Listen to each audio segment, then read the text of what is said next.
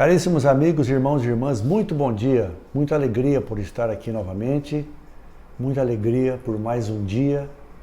Toda manhã quando eu acordo eu me lembro de uma coisa: Deus me deu um convite para mais um novo dia e eu quero fazer desse dia o melhor. Estamos aqui mais uma vez para algumas reflexões, alguns comentários. E a pergunta primeira é a seguinte: você tem coragem de ficar debaixo da luz, mesmo que a sua verdade seja por isso descoberta? É uma pergunta meio espinhosa, meio difícil de responder, mas a reflexão do Evangelho de hoje vai tornar a resposta muito fácil. Hoje é dia 14 de abril de 2021 e antes de falarmos dos santos do dia, eu queria falar a respeito de igrejas. Essa igreja que você está vendo é o Templo Expiatório da Sagrada Família. Uma obra que fica na Catalunha, na Espanha, na cidade de Barcelona, cuja construção foi iniciada em 1882 e até hoje não está terminada. Um ano após o seu início, o célebre artista espanhol chamado Antônio Gaudí assumiu a obra, alterou os projetos e imaginou alguma coisa sem precedentes. É um templo expiatório porque a sua construção é financiada totalmente com donativos. Os ingressos das pessoas que lá visitam e também várias entidades e pessoas doam para que ela seja terminada. Às vezes tratam essa obra como se fosse uma obra inacabada, que jamais será terminada. Mas há relatos que dizem que em 2026 ela será inaugurada oficialmente, já que esse ano será o centenário da morte de Antônio Gaudí. É uma obra realmente grandiosa, sem precedentes, que ao final de sua construção vai ter 18 torres, sendo que a mais alta delas, que homenageia Jesus Cristo, terá 170 metros de altura. Outros números também são impressionantes.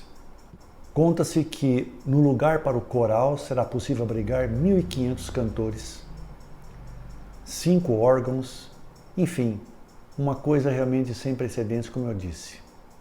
Ela é de uma beleza realmente muito grande, uma coisa muito especial. Os seus vitrais, quando atravessados pela luz do sol em determinados horários, trazem esse espetáculo realmente que é muito bonito. Mas ao lado dessa maravilha, existem também no mundo muitas outras igrejas maravilhosas, algumas que levaram séculos para serem construídas, entre interrupções e retomadas. E eu quero chamar a atenção aqui, não só para essa igreja e outras tantas maravilhosas, mas para qualquer igreja que nós conheçamos. Cada uma delas tem uma história. A igreja da minha cidade, a Matriz, Nossa Senhora Aparecida em Promissão, para mim é de uma beleza extraordinária. A sua também deverá ser, com certeza. Eu sempre que passo por uma cidade qualquer, se tem um tempo, eu gosto de passar para conhecer a igreja. Acho que é um costume de muitas pessoas, não só eu. Há poucos dias eu conheci a Catedral de Santo Antônio, em Lins, uma obra maravilhosa também. E alguns meses, vindo de Rio Preto, eu entrei no José Bonifácio apenas para conhecer a Igreja Matriz, também muito bonita. E o que há por trás disso? Quando chegamos em qualquer uma dessas igrejas, nós não podemos deixar de nos lembrar do trabalho que esteve ali, de pessoas que doaram material, doaram seu trabalho, alguns trabalharam até gratuitamente. São coisas dos antepassados e é um lugar que nós vamos para refletir, para a Santa Missa, para a Sagrada Eucaristia, enfim, para todos aqueles momentos que passamos a sós com Deus. Por isso, meu amigo, meu irmão e minha irmã, quando você estiver na sua igreja, lembre-se disso, a história que tem por trás dela, as dificuldades para ser construída e a beleza e o carinho daqueles que se dedicaram tanto para seu engrandecimento e para que ela ficasse realmente tão especial. Pense nisso. Antes de prosseguir, queria te fazer um convite. Logo abaixo desse vídeo existe um campo chamado inscrever-se. Eu peço a você, inscreva-se em nosso canal, clique no sininho para que você seja notificado de novos vídeos. Temos vídeos todos os dias. Ajude-nos a divulgar esse trabalho de evangelização e desse estudo que nós estamos fazendo. Eu agradeço antecipadamente. Vamos agora falar das personalidades do cristianismo que hoje homenageamos, e hoje são 3. O Edito de Milão foi promulgado em 313 pelos imperadores Constantino e Licínio. Ele dava uma certa liberdade e deixava de perseguir tanto outras religiões, em especial a cristã. Mas a nossa história começa muito antes disso, numa época em que a perseguição era realmente enorme. Era o ano de 177, quando Valeriano nasceu, um nobre romano. Com o tempo, ele conheceu Cecília, de uma família pagã, e propôs-lhe casamento. Ela era secretamente cristã, já havia feito o juramento de lealdade e castidade a Cristo. Quando ele pediu-lhe a mão, ela informou a ele dessa circunstância, mas ele, que era uma pessoa cheia de graça, ele aceitou. Tiveram então aquilo que se chama um casamento virginal. No momento em que ele aceitou, conta-se que um anjo apareceu e deu a ele um buquê de lírios e um de rosas. O de lírios para ele e o de rosas para que ele oferecesse a Cecília. E eles se casaram. Depois de um ano, ele foi batizado pelo Papa Urbano I e ele tratou também de logo converter seu irmão Tibúrcio. Juntos eles saíam em Roma, em especial durante as noites, para socorrer os cristãos que se escondiam, levando alimentos e outras coisas necessárias, e também tratavam de sepultar os mártires, aquelas pessoas que haviam sido martirizadas naquele dia. Numa dessas incursões, eles foram apanhados e condenados à morte. Cecília pôde apenas visitá-los na prisão, levando apenas o consolo, já que nada mais podia ser feito. Máximo era o carcereiro encarregado deles e os levou a um templo pagão para que eles oferecessem aos deuses. Eles se recusaram e foram ali mesmo mortos. Nesse momento o céu se abriu e anjos desceram para buscar as almas daqueles que haviam acabado de serem mortos. E Máximo converteu-se imediatamente. Por conta disso, ele foi, dias depois, também condenado e martirizado. Naquela época, meus amigos, ajudar cristãos era uma coisa realmente pecaminosa, condenável. Sepultar cristãos que haviam morrido por questões religiosas, então, era punido com a morte. Mesmo assim, Cecília conseguiu se encarregar de sepultar os 3 numa catacumba na Via Ápia, em Roma. Os restos dos 3 foram depois transladados para a Basílica de Santa Cecília, que está no bairro de Trastevere, em Roma. Temos aqui mais um exemplo daqueles que não negaram a sua fé e levaram até o fim o seu amor a Cristo. São Valeriano, São Tibúrcio e São Máximo, roguem por nós. Vamos agora ao Evangelho de hoje, que está em João, capítulo 3, versículos de 16 a 21. O Senhor esteja convosco, Ele está no meio de nós.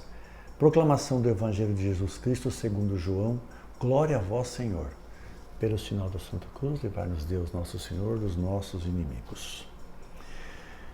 Deus amou tanto o mundo que deu o seu Filho unigênito, para que não morra todo o que nele crer, mas tenha vida eterna.